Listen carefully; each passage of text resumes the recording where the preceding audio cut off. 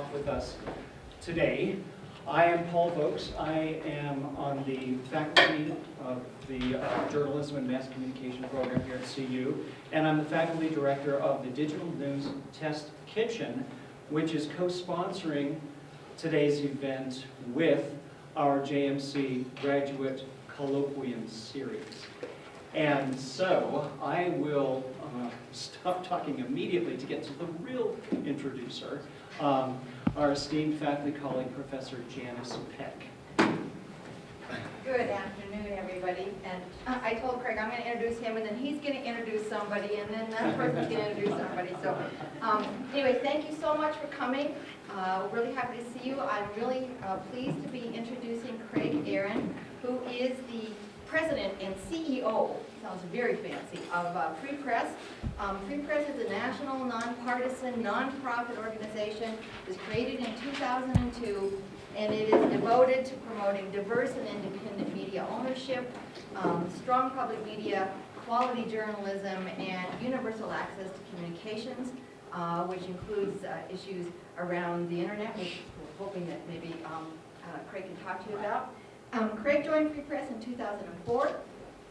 He has had many roles there. Director, senior program director, communications director. He took over leadership of Free Press in just this past April, so he's probably still learning the ropes of being in charge of everything.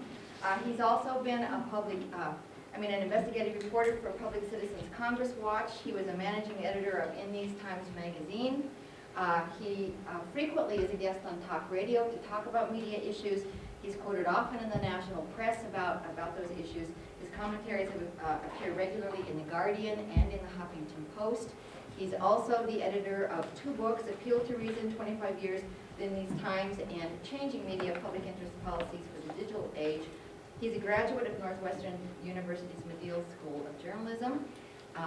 He's here to talk about Free Press in general, but also more specifically, he's here to talk to us about covert consolidation of local TV news, which I'm not going to explain to you because he's going to do that. And please join me in welcoming Craig Aaron.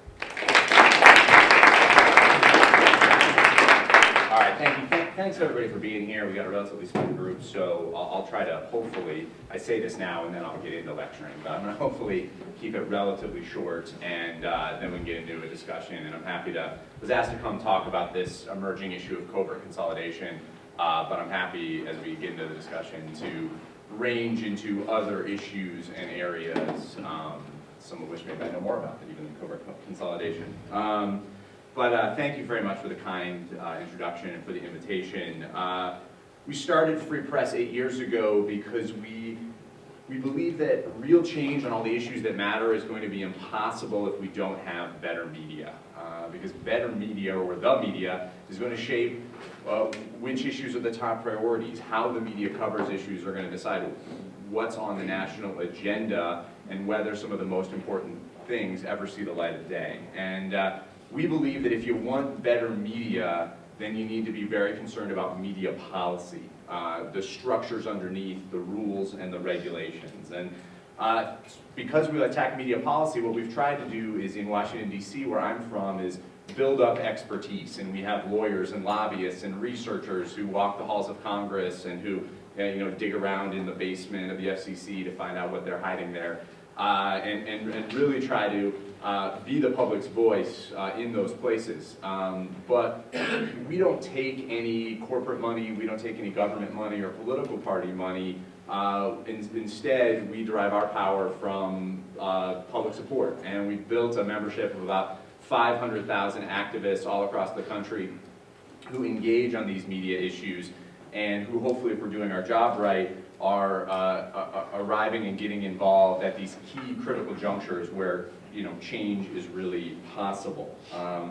And I think we're at one of those critical junctures right now on any number of issues, that the decisions that we're going to make in the next couple of years are really going to determine what the future of the media looks like, whether the free and open internet is going to stay that way, whether we're going to have quality journalism, a world-class public media system. All these things we should have. A lot of those decisions are being made right now. And I think how those decisions turn out are really going to go a long way in determining what our democracy looks like, whether it's healthy, whether there's true public involvement, or whether we sort of continue on a spiral into something else. So I've been doing a lot of traveling across the country and talking to people about the media, and the thing that I find no matter where I go, the one thing that everybody seems to agree on is that their local news is absolutely the worst in the country. But you know, it's not actually the worst. It's really just the same. You know, we see that if it bleeds, it leads, and you've got your crimes and your traffic accidents. You've got those sort of ominous medical segments where they've got the, you know, horror movie music going on, and you know, you've got all these tie-ins where it's supposed to be the news, but they're leading with, you know, we'll tell you who got kicked off American Idol last night. And there's always the people that are doing these live reports, but they're standing in front of a building where something happened like 5 or 6 hours ago, and nothing's happening then. And of course, we've got lots and lots of shouting heads yelling at each other from one side or the other.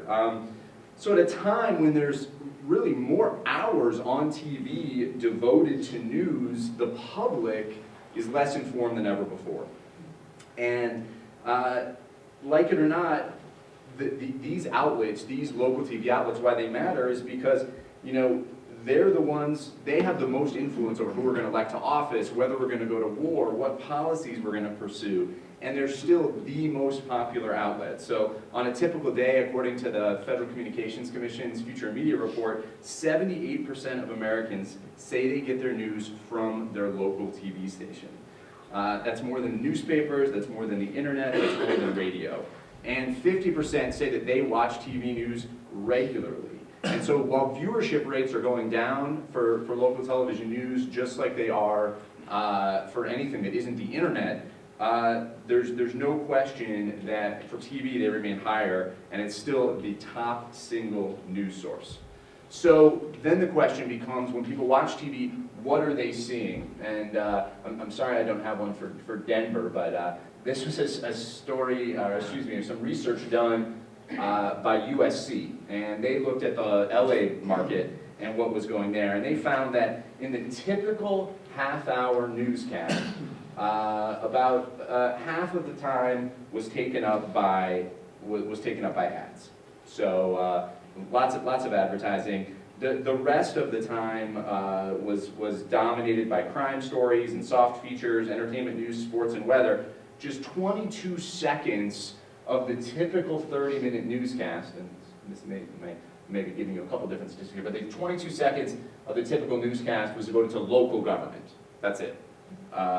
You know, barely a soundbite.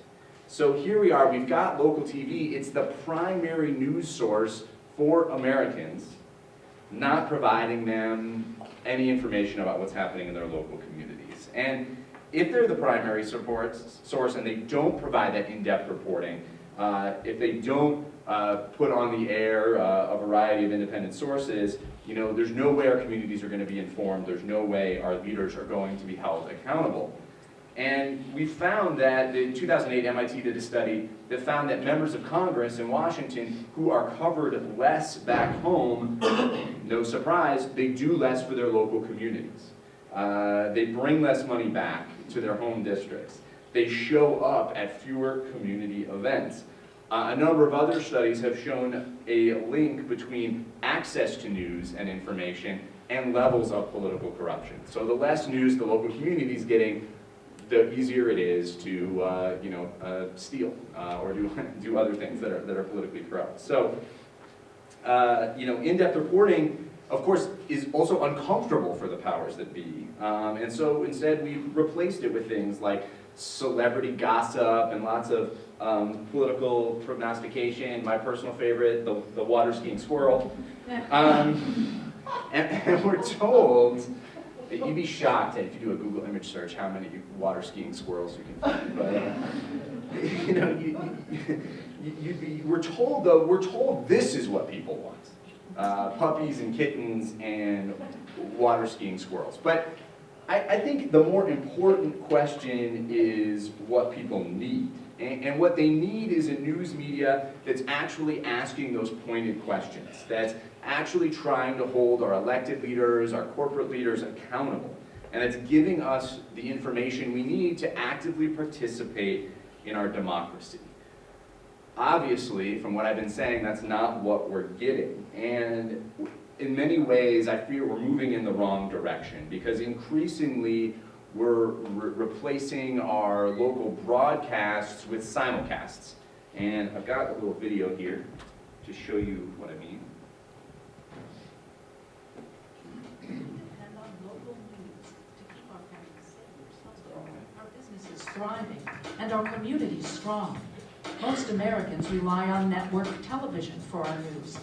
We used to have a lot of choices for local news, and a lot of different journalists digging into the stories that matter to us.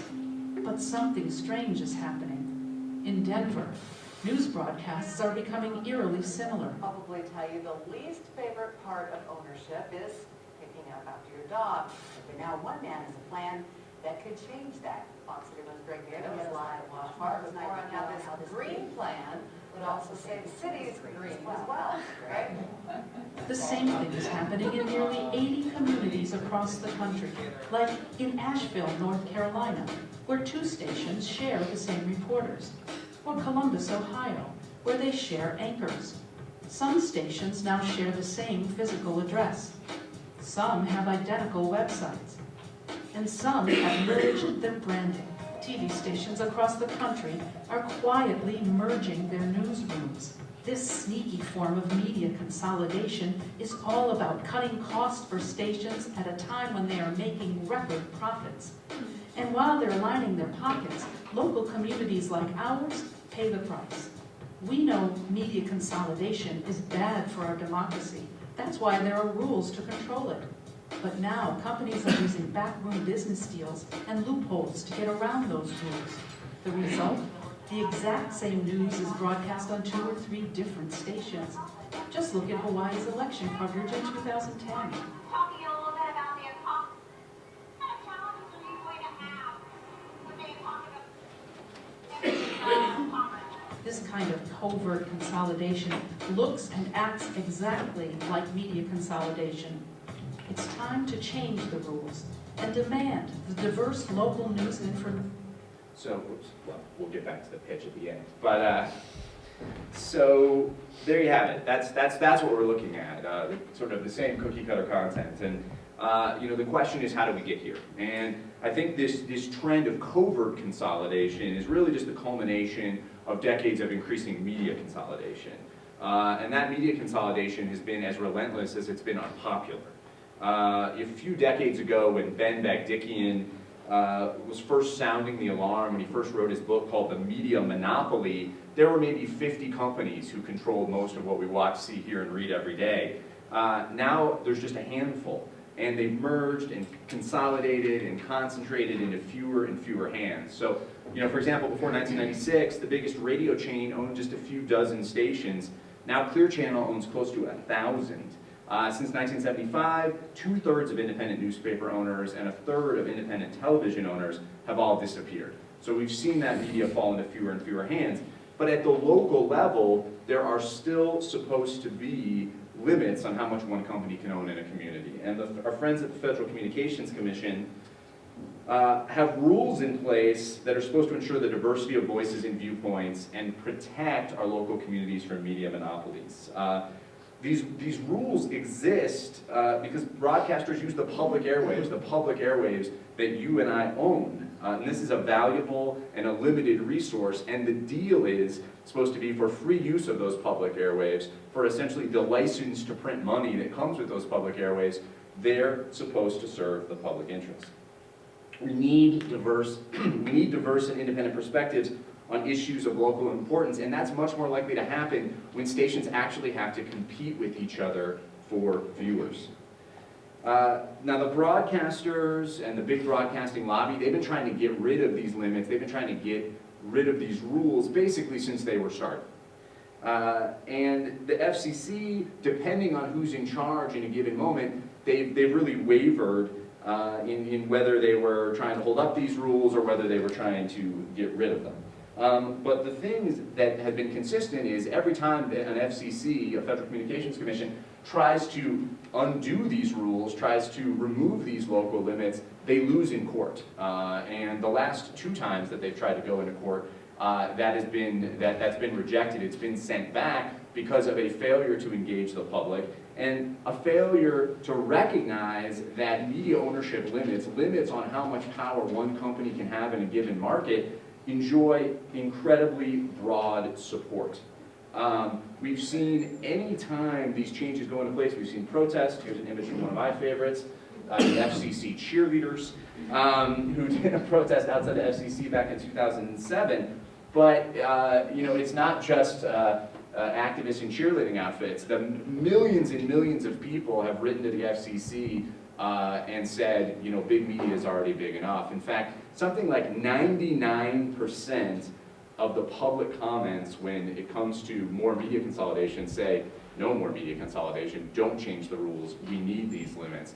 When they've done public hearings, people are lined up out the door to talk to FCC commissioners, which in itself is surprising, and all of them saying, don't let big media get even bigger. The last time they tried to gut these rules back in 2007, the FCC chairman who was doing the gutting even admitted that he could only think of one person not on the payroll of a media company that showed up and said, you know what, I want more consolidation.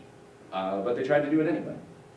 So the good news is that they've failed to gut the rules, that public opposition has slowed it. Now that doesn't mean, for all the statistics I described before, it doesn't mean our media is necessarily in great shape, but certainly public interest advocates and the public have been able to hold the line. But now that these broadcasters are failing to eliminate the rules with their political pressure and their political giving, they're instead trying to find loopholes to get around them. And that's what we're seeing with this covert consolidation that is popping up all over the country. So what's happening is that even though there are rules in place that say a TV station should only be allowed to own a certain number of stations and can't own 2 of the biggest stations in a lot of different markets, what the companies are claiming is that they can basically do anything as long as they don't transfer the license. So they start creating these side deals, and as long as the owner's name on the license says one thing, they feel that they can control everything of the station. And they don't feel the need to tell their viewers about it, and they're increasingly arguing that they don't even need to tell the Federal Communications Commission about it, that there's nothing that they can do. And so far, we've found more than 100 markets, including Denver, where covert consolidation is taking place. And what's happening is one company is beginning to control 2, 3, in some cases even 4 outlets, and we're only getting, as you saw in the video, we're only getting that one perspective, that one voice from one owner. And, sorry, in all these communities, the results are the same. What we're seeing is less news about local communities. We're seeing fewer journalists being employed, fewer journalists out there able to work the beats, and a narrower range of viewpoints presented on local issues. And this is local TV news, so in many cases the range of viewpoints was already pretty narrow. And it's only getting worse. And the problem is when you allow this covert consolidation, when you allow them to sneak around the rule, you only get one story, you get one viewpoint, you get one camera angle. It's being broadcast on several stations, but it's just reruns. And rather than competing for scoops, these stations are colluding essentially to cut costs and reduce competition. Most viewers have no idea this is even happening. Maybe they vaguely recognize a familiar space from one station or another, but they don't really know what's being done. Now, all these different forms of covert consolidation, just to dive into the weeds for a second, there's a few different forms of what's going on. So one is a milder form, I guess I would say, of covert consolidation called a local news service agreement. And these are essentially where what stations are doing is they're pooling their cameras, they're sending one person out to cover an event where maybe all the stations would used to come, and they're sharing the footage. They're not fully combining all of their news operations, but they are limiting who's out there at these press conferences and interviews and things like this. Now, the problem with this, so this saves money, and so that's the interest in all this. And you could even make the argument that we don't need you know, 4 stations showing up at some press conference all to just record the same thing. But the problem is when you begin to limit this, when you just send a camera, you don't have journalists who are out there actually asking questions. You don't have them actually pursuing their own angles on the story, trying to figure out how they could make their story better. You really give a lot of control over to those public officials. You're allowing them, and they already have so much power to set the agenda, but what you're doing is you're essentially saying, well, we're just going to come and be stenographers and record what you're doing, and it gives our elected officials and our leaders an incredible amount of power to set the news agenda.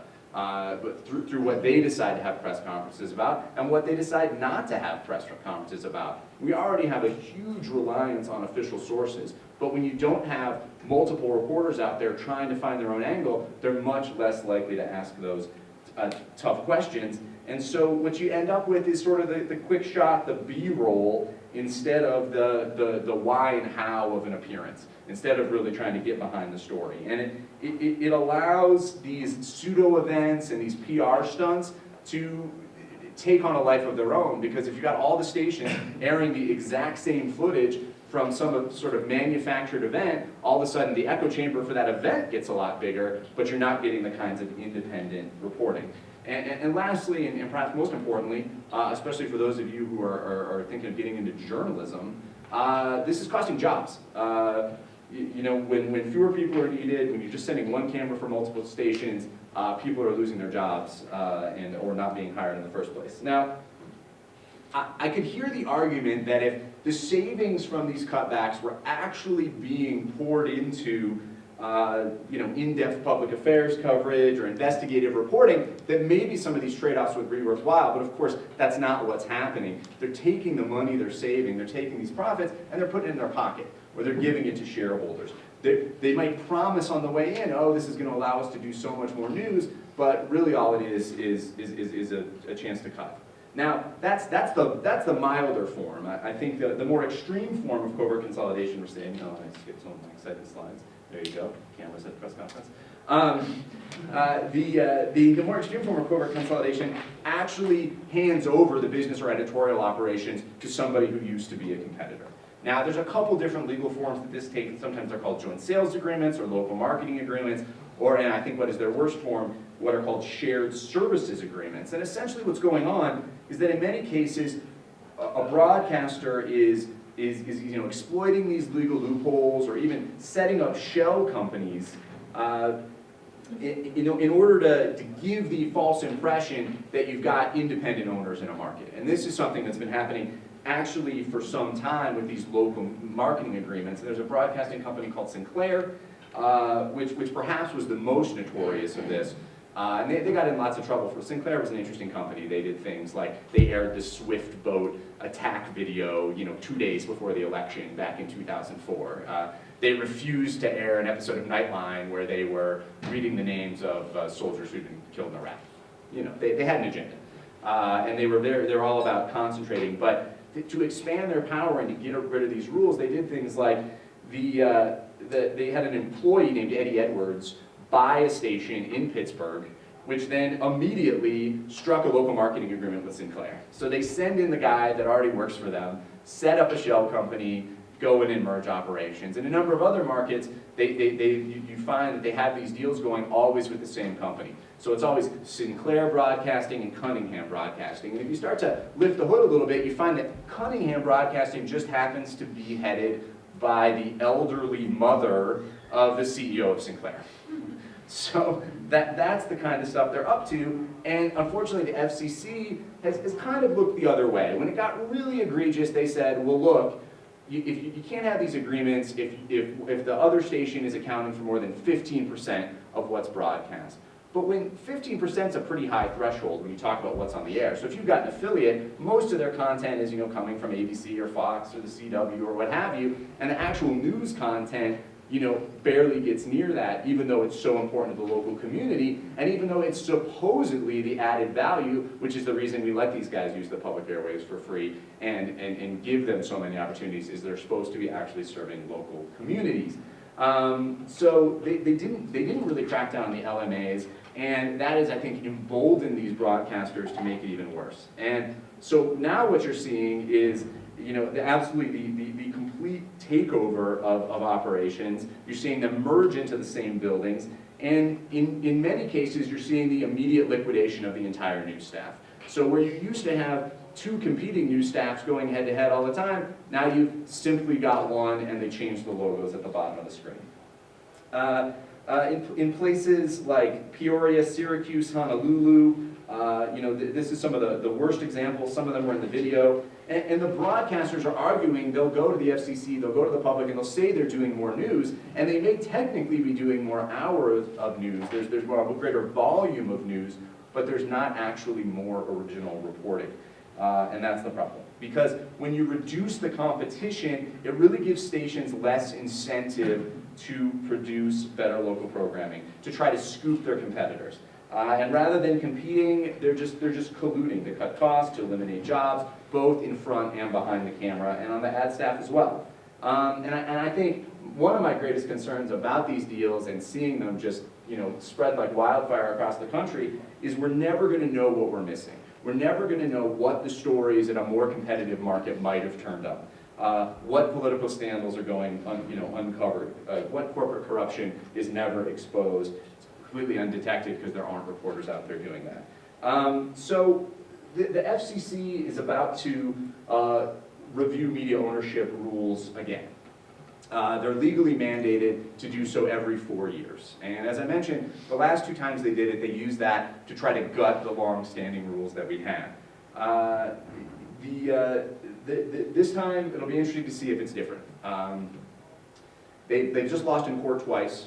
They're staring at an incredible amount of political opposition. And the last time the court threw out their attempt to eliminate a rule called the Newspaper Broadcast Cross-Ownership Rule, which was the rule that prevented a newspaper and a television station by being owned by the same company, was their just complete failure to listen to and recognize the public. To the point where the former FCC chairman during the Bush administration actually went through the motion of having public hearings, but he, for example, at the last public hearing, showed up in Seattle on a Friday night, and 800 people were there to talk to him, and supposedly he was weighing their opinions, but it turned out that he'd already filed an op-ed with the New York Times to run that Monday, making his decision. And the court called him out for this. The other big thing that the court complained, really castigated the FCC for was a failure to deal with the lack of female and minority media ownership. We're in a country where we're about to be, I guess, a majority minority country.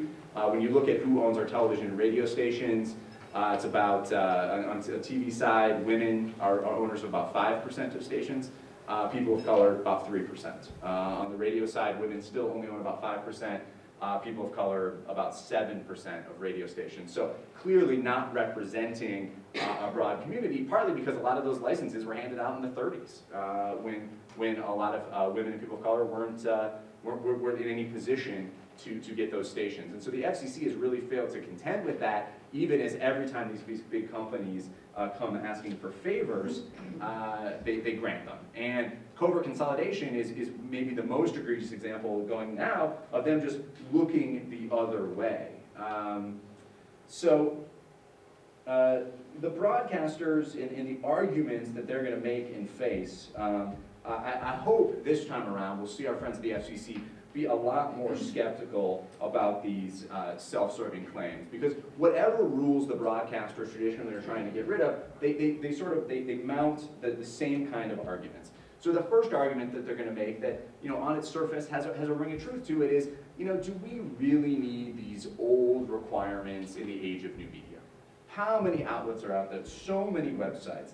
But the problem is, when you're talking about local news, when you're talking about local communities, the internet right now isn't really a factor. It's not really delivering. And the websites that get the most traffic devoted to local news are TV stations. They're the local newspaper. Independent websites are barely cracking the public consciousness yet. Now, that might change in 10 or 15 years, maybe even in 5 years. We'll be looking at a different environment, but we're simply not there yet. And these broadcasters can put in filings listing every blog that everybody writes, but when it comes to people actually out there covering local government, covering what's happening in local communities, it's simply not happening yet. The other thing they're going to claim is that they've got to be able to do these deals so that they can take advantage of efficiencies, so that they can funnel more resources into local news and information. And you know, the problem there is just looking at the evidence of what they've done so far, which I mentioned. That is, they're not actually using these savings to do more local news. They're just padding the bottom line. And I think we've seen that in most cases, consolidation has actually been proven to be the problem and not the solution. When we allow this kind of runaway unchecked consolidation, we actually end up with local news. We end up with less competition, with less independent sources. And so that's clearly not working. And then the third claim they'll make is, you know, that they're in economic dire straits. That the broadcasting industry, you know, it's old media, and they're really in trouble. Now, one question is always, well, when things were great, and when they were just printing money, you know, hand over fist, why didn't they do more local news then? So it's unclear how in an economic downturn, allowing these things is actually going to be helpful. But the other thing to remember is that so many of the problems that some stations are facing, those are self-inflicted wounds. They were the ones that consolidated. They leveraged their properties. You know, in some ways, this is even worse in the newspaper industry. They spent all their energy when times were good just consolidating and buying up new properties and trying to merge, and they built up so much debt that they're drowning in it. And even though an individual station, and I think the average station turns like a 20% profit margin, which, you know, I don't know how many of you have ever run a business, but it's not bad. You take it. But they're so in debt that they're having to cut back, they're having to sell off and do that. And I will say, while I think that they've created most of these problems for themselves, I'm also pretty skeptical of when an industry like broadcasting that's making so much money for so long claims, sort of pleads poverty.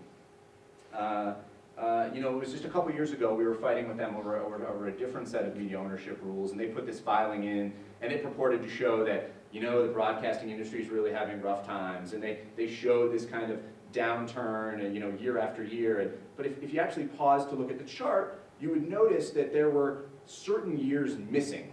So these were their official filings, but it just turned out that they left off election years from the totals they submitted. They left off Olympic years. You know, the years when they were making so much money, they considered them anomalies. That's what they claimed to the FCC. And we're about to see another really, really big anomaly.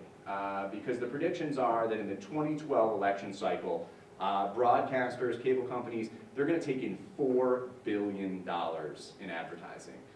You've maybe heard about this Citizens United decision that's really opened the door to unchecked money in politics. Well, guess who's getting that money? It's broadcasters. They're probably going to end up with something like 65 or 70% of that money going to these institutions. And so we're in this, you know, really bizarre situation where the media who's supposed to be holding our elected officials accountable has actually become complicit in what might be the demise of our democracy. You know, they are in bed with the folks who are, you know, causing a lot of these problems, and they are dependent on these politicians for their bottom line. I think that's a pretty dangerous combination. So, you know, what I'd love to see the FCC do, of course, is instead of doing more big favors, is to actually look at the impact covert consolidation is having on local news. And there's some positive signs.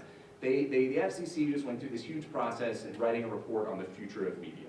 It's like a 700-page telephone book. And arguably maybe one of the best written reports I've ever seen out of a government agency. Where it falls short in the prescriptions, it's very good. It chronicles this problem. It talks about a lot of the other things, a lot of the failures of the agency to respond to citizen complaints, things like that. But in the actual recommendations, well, the FCC won't really make any commitments. They weren't really willing to say what they would do, and most often they were really excited to tell other people who they didn't control and, you know, what they should do. So they were really eager to say Congress should do some things, and they were really eager to say philanthropists should invest in journalism, but they weren't always taking responsibility for what the FCC can do.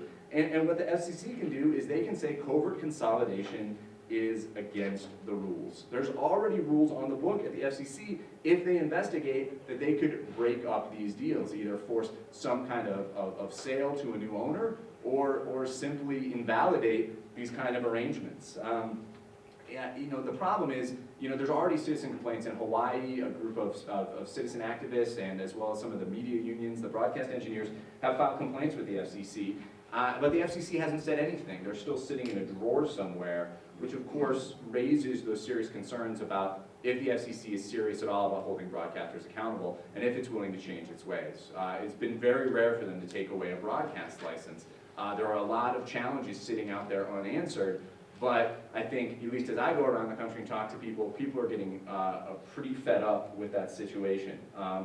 The FCC's mandate is supposed to be to ensure competition, diversity, and localism, the last of which is the concept that broadcasters are using the public airwaves have a duty to serve their local communities. And if mergers between these stations all across the country, all over this map, oops, I don't have the map, but we'll find it again here. All these stations all over the country, if they would be illegal, if those license transfers wouldn't happen, then these de facto mergers shouldn't be allowed either. That's the bottom line. So the question, of course, is, will they actually do it?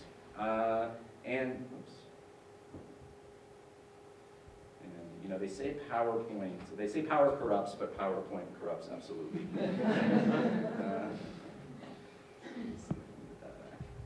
Unless you want to read my email. So there we go. So, you know, I mentioned that we have beaten the FCC before, and I do think that the political environment really is changing. I mean, nobody has played a bigger role in the way our media ownership rules have been shaped than Rupert Murdoch. I mean, he has been the lead guy.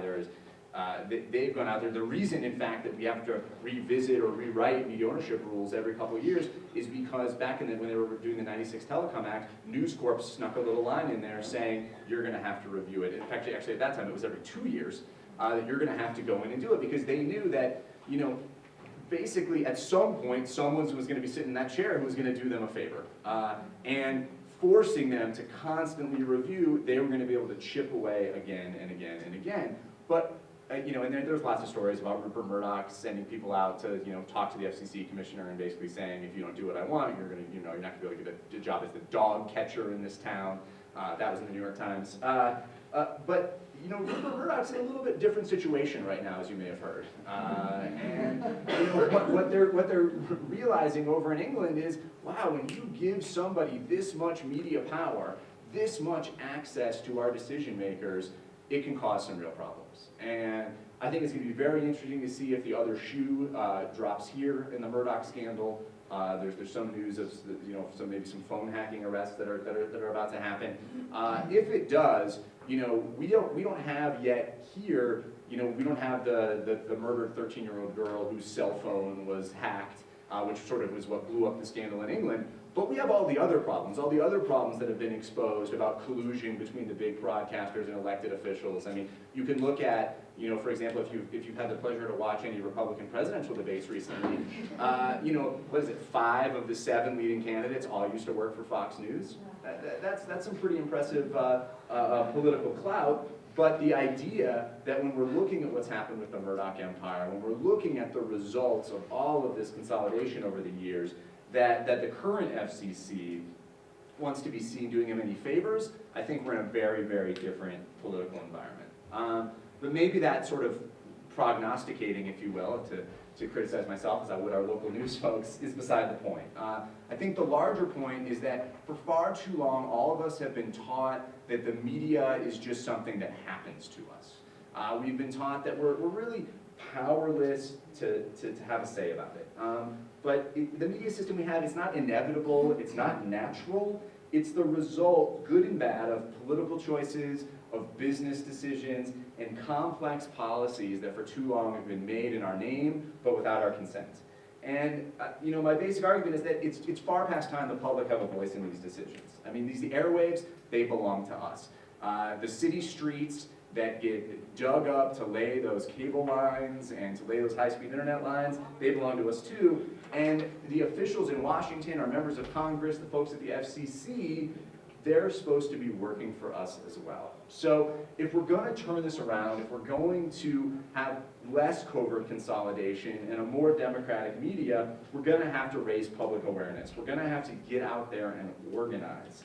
And you know, it's now more than ever, people need to be engaged in these debates. They need to have a seat at the table. And on that score, I'm actually very optimistic. When people find out about what's happening in their media, they get engaged and involved. If you had told me back in 2004 that 500,000 people were going to join an organization like Free Press, back when we had 50,000 names that were sort of taken from a professor's personal email list or something, it would have been impossible. We've seen these obscure issues, net neutrality, media ownership, seeing millions and millions of people get engaged, all without very much media coverage. I mean, when these decisions go down, the media likes to talk about themselves, but they don't really like to cover what's happening in the back rooms. But we've got the internet now, we've got mobilized and engaged internet activists. So I'm optimistic, because they say if you don't like what's on TV, you should change the channels. I think that's exactly what we should do. And so we've launched a campaign specifically focused on covert consolidation. And we're collecting footage from a lot of these different markets.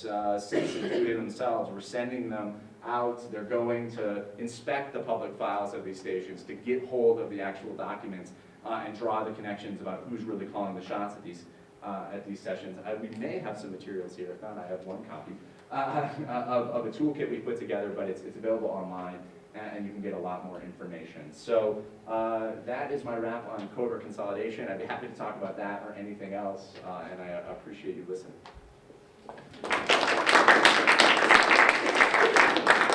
I would be happy to take questions from people, or comments. So what role can journalism schools take to produce journalists that go out there asking more questions is one of the things that have always been on my mind in classrooms. Part of it, I think, I read recently a British study, although I don't know how recent the British study was, but they looked at news media organizations and reported that some 80% of them did unoriginal reporting, where it was based on press releases and wire stories and things like that. And the remainder were essentially the more original stories that the reporters did, more enterprising reporting. I feel like that's the direction I'm trying to move our students in, is to stay away from trying to, get their stories from reading the Daily Camera or something like that, and just, go out there and really use their eyes and ears. And I do a lot of science reporting type of work.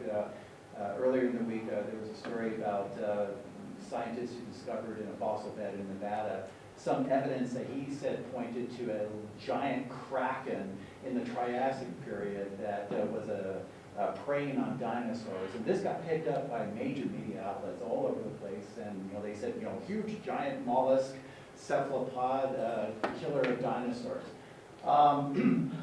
This is a story that simply got reported straight from the press release. Not a single reporter bothered to get a second opinion. And this is the problem that I see, is that reporters are just not doing their homework, because there's no evidence in any fossil record of a giant mollusk that is capable of doing the same thing. But this wasn't yet. But this, will giant squids come back? Tune in at 11. This goes along with the Yeti story that was done, a few days ago. Russian and U.S. scientists said they were 95% certain that it exists. There was absolutely no evidence for that, other than what they were saying. Oh, we found some, footprints and some hair samples in a cave, and we think we can understand how it behaves. A creature that is essentially unknown. There wasn't any kind of work done to determine, if this thing really does exist or not, but no evidence. Reporters, I think, are just not doing their jobs. I'm hoping that maybe in journalism schools, and maybe you can give us a little direction. What should we be saying to these students to go out and empower them? Sure. Well, I have a couple thoughts, and I think, and I went to journalism school, and I learned to rewrite press releases with the best of them. But I think anything you can do to push people out to report, to actually force them to go out and be uncomfortable. I mean, I can even flash back to having to do that a little bit in journalism school, and I'm still uncomfortable, but that's what we need. That's what we think we really need to train students to do, is to go out, learn how to develop a beat, learn to ask questions, because it can be a scary moment. I mean, I look at who's getting jobs, even at the biggest outlets right now. These places that used to be the culmination of your career, the Post and the, lots of other newspapers. And, you know, they've got, because they've cut costs, you know, there's jobs out there, they're bringing in young people, but with very little training, and it's all he said, you know, he said, she said kind of stuff. And so, you know, if I could ask those reporters who I actually work with every day, you know, one thing, it would be challenge those claims, ask questions, make that extra phone call. You know, we're seeing a very, you know, in the issues that I work in on this, you know, kind of wonky stuff like this, you know, there's a beat of reporters who cover it. And some of them work for the Post and the Times and the Wall Street Journal. And they'll dip in, but there's also like a trade press that covers things, you know, sort of religiously. And so you've got institutions like Politico, which is sort of this new, relatively new Capitol Hill and Washington-oriented newspaper. And it's a very interesting and somewhat scary thing that's happening, because what you're seeing is they're just obsessed with being first on everything. They don't even believe anymore in a daily news cycle. There are 3 cycles a day, is what they believe. And they expect their people to be out breaking something, anything, during that time, but it could be any tidbit. But they're the ones who are hiring. So they've got, I think they have 8 reporters that cover media and technology. Now that's a bigger group of people than any other outlet. The problem is, one, it's all he said, she said. I'll tell one, and I'm rambling, I'm gonna come back to your question, but tell one example. We've been fighting the AT&T merger with T-Mobile. That's something that Free Press has been very active on. And we actually had access to basically the confidential data. We signed a confidentiality agreement. So we couldn't talk about it publicly. We were using it to go in and talk to the FCC and being like, these numbers don't add up, and to the Justice Department. But AT&T screwed up one day. And one of their paralegals posted a document to the FCC website that was supposed to be redacted. And in that document, they basically acknowledged that this merger would cost $39 billion. And in the document, they basically acknowledged that they could build out to the entire country for $3.8 billion. So, you know, 10% of the cost, they could bring everybody's cell phone service, even though they'd been buying ads and going all our country saying, you gotta let us have this merger in order to do it. So that seemed to us like a pretty big deal. And so we started, you know, making the rounds and calling these reporters and saying, like, you know, we can't really tell you about this exactly, but go read this letter, go read this letter. And a few of the tech press did, but for most of the reporters there, they couldn't figure it out. And when they called AT&T, and AT&T said, no, that's not what it means. You know, they were like, okay, well, AT&T said that's not what it is. And it was just like, no, go read the letter, and then call it the question. So I think that extra question, that really, you know, being skeptical of your sources. I mean, I would hope reporters would be skeptical of me. I like it when they ask, you know, where we get our money from. I just wish often they would ask our opponents those same questions. So that would be one answer, and I had another one. Definitely teach them to edit. Copy editing is a virtue. It'll come back to me. But I think, oh, I know, of course. I mean, I would hope that, you know, one thing we would be talking to journalism students is about the structures. About what's going on, and so that they realize, you know, what's happening in the industry, where the trends are, where the trade-offs are, and they're thinking about that. Because I think the big mistake journalism schools has made, and I think Medill, where I went, made it, and maybe even worse in some places, is basically in trying to teach students about objectivity. And I'm not even sure I really believe in objective journalism. I believe in, you know, fair journalism and thorough journalism. I'm not really sure I fully believe that you can be objective. I think everybody's got an opinion. But we've, you know, in the professionalization of journalism, we've so beat in this idea of objectivity that we've told people you can't have political opinions. You know, there's a lot of journalists that won't even vote. I mean, Len Downey of the Washington Post, famously, the editor there, never voted. Now, if you're on the legislative beat, you know, if you're covering the White House, sure, going out and just maybe spouting, you know, random political opinions isn't a good idea. But the problem and the trade-off has been is that so often working journalists have been told you can't be political, don't think about policy, don't think about issues, but their bosses aren't making that same deal. And so they go to Washington and say, oh, let us combine, it'll be great for journalism, and you don't hear from the people actually working at the stations. Or they, you know, go and push through these various things and various rules that are making it really bad for working journalists. And we sort of have been left, I think, with a lot of journalists, especially veteran journalists, who kind of, you know, just walking around with their heads down now. They're so discouraged, they feel like it's all falling apart, but, you know, there were times, you know, where they could have made a really big difference, and so it's sort of like you can't be objective about your own demise. Or, you know, maybe to be nicer about it if you're going into journalism, as I hope you are, it's a great career. You know, you just got to go in with your eyes open and know what's being shaped. So that's a long answer. So I have a question about kind of the future. So how do you, and can you introduce value into what's essentially a privately owned and run public business to do what you're after? Or is this kind of like a market failure where it has to be regulated? Can there be an incentive? Can you have a business model where it's good for one of these companies to compete, where it's good for one of these companies? Because I think that you're going to end up regulating yourself to death if you're not really careful.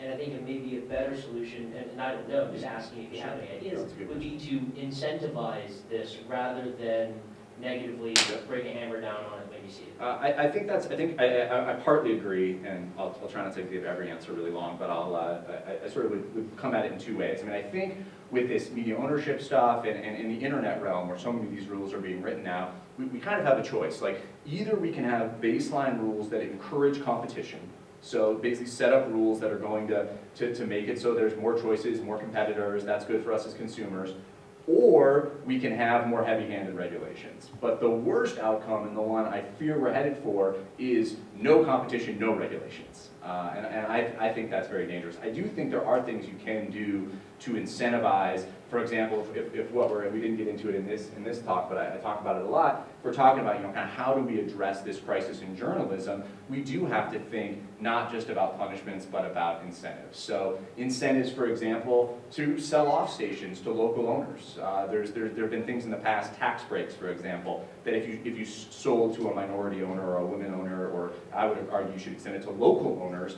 that you could make it worthwhile to these big companies, who many of them are looking to unload their properties, but you can ensure local ownership, and people who are maybe willing to not have 50% profit margins, but would be okay with having 15% profit margins and being a pillar of the community. So I think you could look at some incentives like that, but at the same time, you mentioned market failure, and I think in some ways, when we're talking about the provision of serious in-depth journalism, I think we are experiencing a market failure. I think we've seen this perfect storm, the rise of the internet, the collapse of local advertising monopolies, all the larger economic trends that really raise the question of whether we're going to be able to get the news we want from the system we have. And so to me that suggests if we believe that democracy can't function without journalism, but the market isn't providing it, then we may have to look elsewhere. And for me, one of the places we need to look is at public and non-commercial media.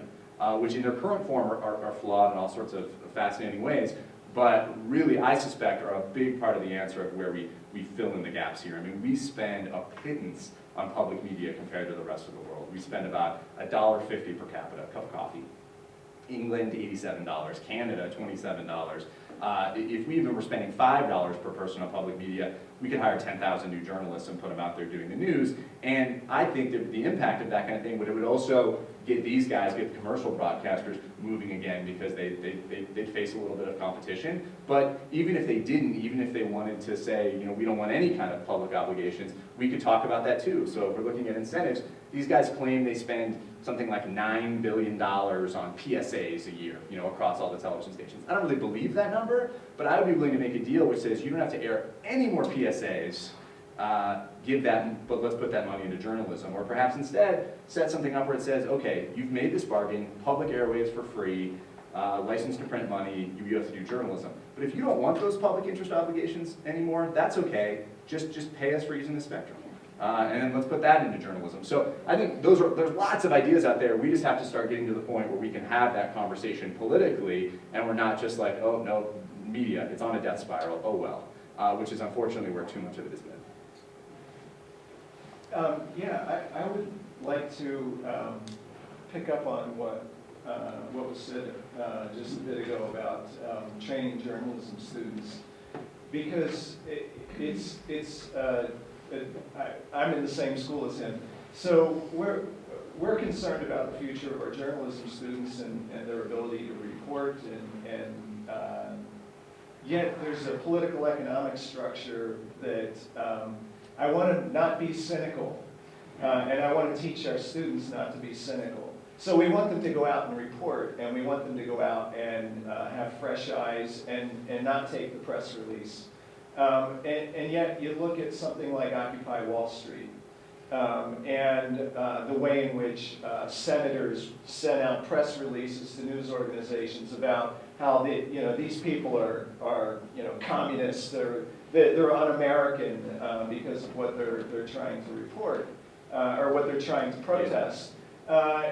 how does the journalist who doesn't want to take the press release get any traction inside a news organization that is so in bed with the power structure that is, you know, basically trying to black out that kind of public knowledge? Yeah, well, Occupy Wall Street has been a really interesting example, though, because I think at first we saw blackout. Like, it was like, and this is, the media, and the mainstream media in particular, has a really hard time with social movements. They confuse them. They don't know, and especially if there's not an appointed spokesperson with a press release, that's really hard too. But what I've seen, I've actually sort of encouraged by the way Occupy Wall Street coverage has gone, because it sort of went, we started with blackout, then we went to mocking, you know, which was like, we're only going to interview people dressed up as clowns, you know, or people who are spouting off, you know, whatever the craziest ideas you can think of. But the people are still there, and the coverage has increased. You've actually seen the nightly news covering it. You've actually seen people go out. There's a great piece in the LA Times today, if you get the chance to read it, by James Rainey, where he sort of, I think, unpacks this and looks at how it's been hard for them to cover social movements, but Occupy Wall Street's actually getting more coverage than it ever was before. So I think, on the one hand, you're absolutely right. Like, look, the one great way to get ahead in journalism is suck up to those in power. And as somebody who lives in Washington, D.C., we see it all the time. And you know, the political class in particular has really exploited that in really trying to cut off access. So if you, like, I mean, you know, the FCC, which, you know, compared to Congress or the White House is a backwater on these issues, you know, if you write something nasty about them and you're a journalist, they'll freeze you out and try to go give your scoop to somebody else. But, you know, I guess in some ways I feel like that's kind of what you signed up for as a journalist, and that I think getting real coverage in there is actually far more permeable and possible than we think it is. I don't think there's a lot of, you know, editors in the newsroom that, you know what, they actually, maybe they're just like, yeah, found all the commas and push it over there, but if you're actually getting out there doing reporting and starting to break stories, they're going to continue to do it. I think people just, you know, either because they don't have the time, because their boss is saying, you know, you got to write 10 blog posts today, and I need you to, you know, do a live shot on the news, and you know, hope you don't need to eat, or whatever the case may be. You know, I sometimes worry about that more than, you know, these overt, you know, crushing of these good stories. And I think if you're a young reporter and you go in and say, you know what, I'm going to go find out who the hell these people are, that's a story that a lot of editors would go for now. So that's skirted your question a little bit, maybe. But Can I just do a quick follow-up? In 2003, when the FCC was looking at the newspaper broadcast cross-ownership issue, and the media had so much of a vested interest in not having coverage, right, because any coverage that there could be would reveal the overwhelming public opposition to consolidation. It was only through, I did research on it at the time, but it was only through alternative sources that was happening. And yet, and I don't fault Free Press for wanting to make the major media, the mainstream media, accountable to competitive, to media ethics and a responsibility to compete. But it seems like the way in which, for example, Occupy Wall Street and that incident in 2003 reached public consciousness was not by the persistence of reporters working for major news organizations. It was by the persistence of activists finding being creative, using political imagination to circumvent what essentially is an arm of the government in many ways, mainstream media, and it's only when they get embarrassed by the coverage that is happening all around them by alternative media that they begin to reveal, okay, I guess we better take this seriously. Well, I think that's totally right, and I sort of focused on this very narrow issue today because that's what I was invited to talk about. But I think, you know, you've nailed it. That's why we need to be investing, obviously, in all these independent and alternative things. That's why I think we need to invest heavily in non-commercial and public media, broadly defined, not just PBS and NPR, but community outlets. Make it so that independent political websites, so that you can make a living but you're not necessarily facing all those profit pressures. And it's why organizing is so important here, and the difference between what's happened, maybe that was the arc of history bends towards justice, or maybe just towards better coverage, but back in '96, when they passed the '96 Telecom Act, which was in many ways, on the broadcast side, a disastrous piece of legislation, there was no coverage. I mean, there were two national stories done on it. One was on Nightline. They did a little view of it. The other was The Simpsons. Lisa Simpson talked about it. That was it.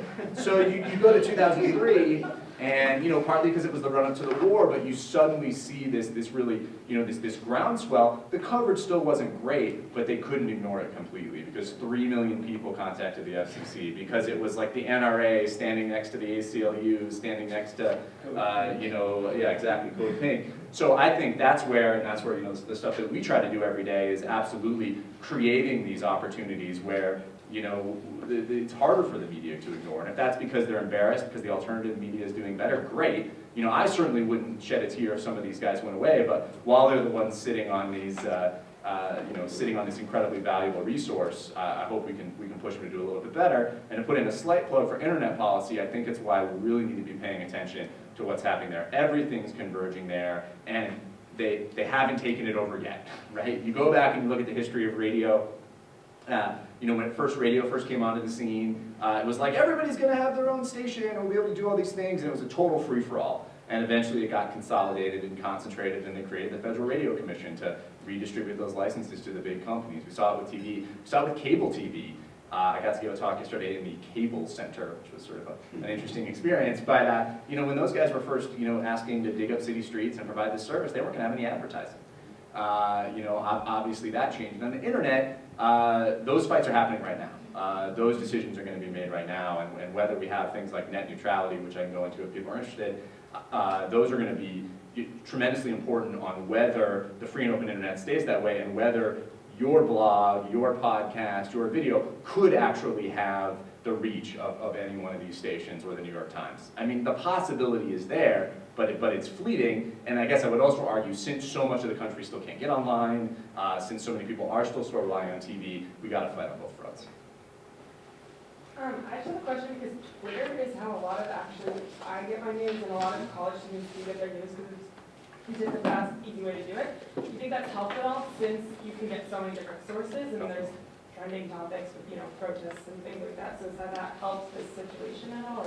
Well, I think it's I think Twitter's a great thing. I think that in terms of those who use it, and can be a little bit of lead audience. I mean, I get a lot of my news and information from Twitter, and certainly your friends telling you what's important is a very interesting trend. I think the problem is who's still actually doing the reporting. Where's that original source material coming from? So while I think we should encourage Twitter and Facebook, especially if their privacy policies would get a little bit better, and that's how I think so many of us are going to be experiencing the news. The policy problem we're going to have to solve is how do we keep those reporters out there actually working those beats so that we all have something to tweet about.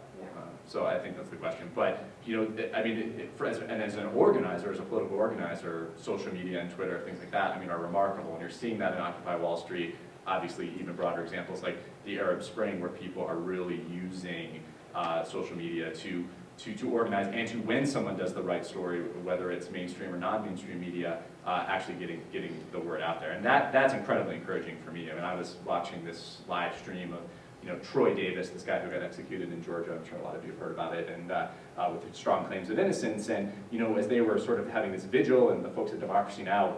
Took a camera down, they put it online. There were 40 or 50,000 people watching online, and late at night. And as they were interviewing people, all these students were there, and it wasn't, they didn't hear about it in church, and they didn't have this long history of organizing. They heard that this thing was happening on Facebook, and so I think it's very positive. Yeah, I think it's just seeing the clips of the different stations with the exact same newscast is making me think of kind of the interesting parallel with the nonprofit outlets like the Center for Public Integrity. I've just been learning more about my news here in Colorado.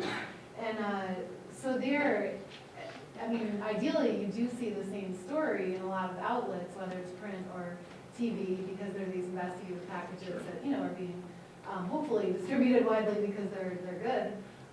So it's just kind of interesting to see, it doesn't seem like the fact that the same story is being broadcast on different outlets in itself is a bad thing. It's more what the story is or isn't. Yeah, I think that's right. And one thing I didn't get into, but I think it's definitely part of this, is the difference between collaboration and consolidation. Like, what's the goal? Are we combining outlets, which I think, you know, Center for Public Integrity and ProPublica and others like that are trying to, you know, being able to really, you know, drill down on a story and then use someone with a bigger megaphone, whether it's 60 Minutes or the New York Times or whoever, to make that a story. And of course, there's going to be, in a good way, you know, some copycat coverage. Like, can you believe what they uncovered? But I think what you're seeing happening in the TV markets is the idea is in collaboration. It's consolidation and cost cutting. So we're not freeing you up. We're not amplifying something new. It's just let's keep repeating it until we kind of can fill up the half hour.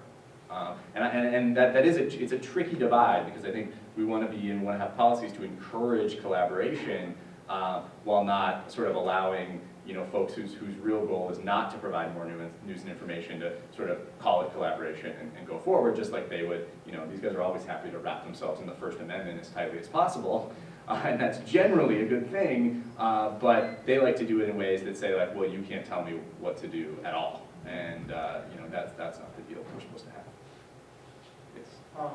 There are push groups. ALEC is one that's really pre-writes fast-track law Sure. to corporate friendly. And I was wondering if there was any link to media consolidation, pushing media consolidation.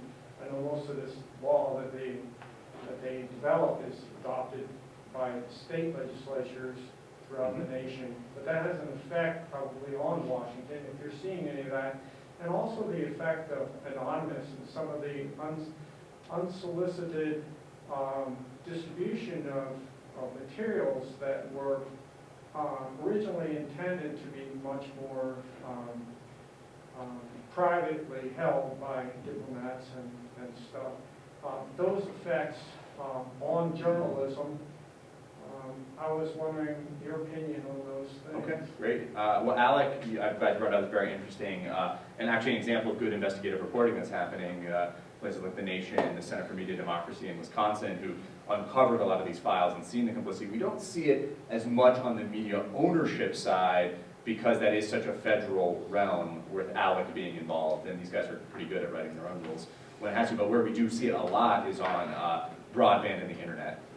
AT&T and companies like that have invested very heavily in ALEC. They participate, and the kinds of things they're pursuing are state laws that would do a number of things, including preempt local franchise agreements. So right now, if you live in Boulder or Denver or wherever, your local community negotiates with the cable company, and they get things for it. They get their city hall wired, and they get public access channels and things like this. And these guys are, and again, to save money, they would like to get rid of that local accountability. So they're writing laws. They've also been very active against net neutrality and some of these protections for the free and open internet, trying to push that through. So very much, and I guess the other thing would be with mergers and acquisitions. They spend a lot of time and energy cultivating these state-based people, so they can say, 74 attorneys general or whatever have you love AT&T T-Mobile merger, all part of ALEC. On the sort of broader internet question, that's probably a whole nother talk. I'd say my concern, I think it's very interesting. I mean, obviously WikiLeaks is one of the most interesting and controversial things, that's an understatement, that's happened in journalism. Certainly in some ways also exposed, really what was missing. The thing that really concerns me, though, from a policy perspective, is what I would call the privatization of public discourse. We saw with WikiLeaks, when it was hosted by Amazon.com, that all it took to get them taken down at Amazon.com was a phone call from Joe Lieberman.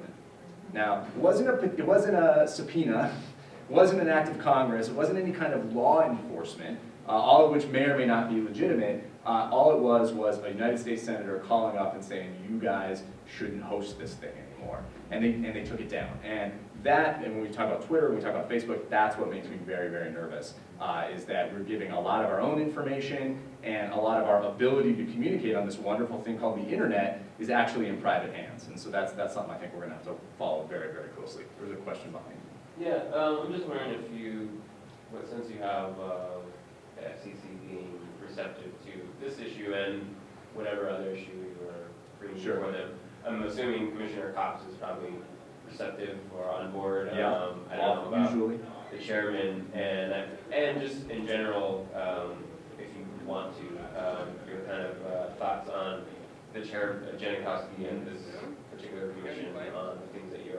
Yeah, well, I'll just, try to put a fine point on it. We've been incredibly disappointed with the Janikowski administration. I think they have absolutely squandered a lot of opportunities that they had. I think they came in with a lot of energy when the Obama administration came in. Obama was talking about issues like net neutrality. They put $7 billion for broadband in the Recovery Act. There was a lot of momentum, but instead of really seizing that, instead of using the bully pulpit, he's increasingly kind of put his finger in the air, and when the big companies come and push back, he backs down. So they just keep pushing. And so I think they really messed up this net neutrality fight. Even if they were going to do watered down rules, which they ultimately did, they could have done it in a way that didn't expose them to Congress overturning them. They could have done it with stronger legal arguments, which is now they're going to have to go to court and defend these rules.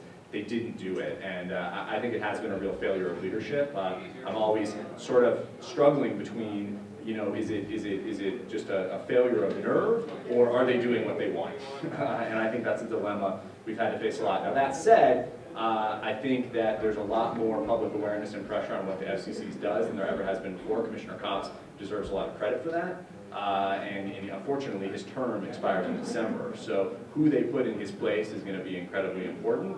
And I think these decisions are only going to get more important. So whether they're carried out under the Janikowski administration or whoever comes next, we're going to have to contend with the state of journalism. They have all the evidence in front of them. They've been unwilling to act, but it's still there. Broadband. They're supposed to redo the Universal Service Fund, which is $8 billion that could be redirected for broadband. If you did it right, you just didn't put it in the phone company's pocket. So I think there's a lot of work to be done, but I think the good news is, unlike maybe the FCC in the 90s or before, there are actually public interest advocates who are in there every day, who are watching them, and who aren't letting them just get away with claiming victory when it's not really a victory. So that encourages me, and I'm hopeful that good people will be put in going forward with Commissioner Cox leaving. And of course, there's also a vacancy because one of the Republican commissioners left her job to go be a lobbyist for Comcast after approving the $39 billion merger. So, like I say, work to be done, but we can maybe still. There's still hope for restoring shame in Washington. I believe that strongly. So. I worked in public media. I'm glad to hear you say that you think it's important. However, with the threat of fully funding, I think maybe something that has really come to the fore for me, and that's been lack of information the end user seems to have, or what understanding about what public media communicating, what public media really is, and being able to discern the difference between a local member station, an NPR itself, PBS and NPR, what a community station does, and how the threat of losing funding actually threatens that local coverage rather than what NPR is doing, not being able to suss that out. And so, when I'm talking about people who are members, right, no question. don't understand what it is they're supporting and don't really understand what's at risk. How do we begin to... This is one of the great tragedies, right, of the media system, is that at a moment that we need public media more than ever, it's in this political jeopardy. And it's not in political jeopardy because it's unpopular. Now, there is a faction in Congress who, no matter what, is going to come after this funding, and they came after it in '96, and they came after it in 2005, they came after it in February, and every time it was beaten back because public media is a winning issue. People think it's the best use of federal dollars of anything but the national defense. I saw this survey the other day. They said, because it's been all controversial, Juan Williams, how much of the federal budget do you think goes to public media? And people said 5%. 5% is $190 billion, right? And the thing was, when people said 5%, they said, and I absolutely think it's worth it. They thought it was a priority. So here you have this winning issue. Our group, Free Press, with some of our allies, when they tried to cut funds in February, we took 1 million petitions to Capitol Hill. The institutions generated probably that many. There's this incredible base to support, 6 million donors, 35 million listeners, but we don't ask them to do anything. We only call them, get your tote bag, do your pledge, And when we're really, really, really in trouble, we might put something on the air. But what we've got to do is we've got to start organizing. This is something that Free Press is going to be spending a lot of time on. In fact, you can get your free Defend Public Media sticker on the site if you act today, I think. But you know, I think this is going to be the big battle, and the institutions themselves have really been the source of that failure. The leadership at PBS, the leadership at NPR in particular, they've ran away from the political controversy. Every time a Republican sneezes at them, they fire somebody. Even though they're doing great work. I mean, NPR, and I mean, we could get into certain things that maybe they cover or don't, but overall, they're hiring journalists, they're opening foreign bureaus, they have a huge listenership, and they're not selling themselves on the things that they do best. So I think it's a great opportunity, but that the leadership at the top of these organizations are really going to have to wake up. And you know, there's been some signs. I mean, Paula Kerber, the head of PBS, thanked Move On for going out in support of public media, but they've got to really think about organizing. And I would argue, and what I tell them to their face is, they're not organizers, so they need to figure out who they can work with, because I don't want to be on another conference call where someone says, well, what about the Republicans? And I say, great, which Republicans can you get to come out to the rally? And they say, none. And I say, well, that means your strategy isn't working. You know, there used to be 87 Republicans who would, you know, vote for public media and be in the caucus. So I think it's an incredible, incredible organizing opportunity, and if we're going to solve this journalism crisis, it's absolutely where it should be working. And the last thing I'll say, you can see I'm very fired up about public media, but the last thing I'll say is we've got to get it away from the annual appropriations. You know, the fact that they have to go in every year on their knees to beg for scraps for $400 million, that $1.50 a person, that is really damaging the system, because they've been so under attack that it's like an abusive relationship, you know, and they can't get out of it. And we need to really start looking at a long-term public trust. Where we could, you know, and there's lots of ways we could do it. The broadcasters could chip in all that money they supposedly spend on public affairs. We could auction spectrum. We could look at taxing advertising or changing the way we look at that, a tiny fee on electronic devices. There's a million ideas. That could create the multi-billion-dollar trust that you need that would get them away from the political whims of Washington. And I would argue, like, all the way away if we can. Like, maybe presidential appointees aren't the only people who should be in charge of this system, whoever the president is. I think there's huge opportunity, and it's not impossible. Look at the rest of the world. You know, they're already doing it. The BBC's doing it. NHK in Japan and Germany, they're already doing it. So I think it's very possible. All right. Thank you. Well, there's food and refreshments outside, and please take some if you We haven't. don't know if there's food. We don't know. But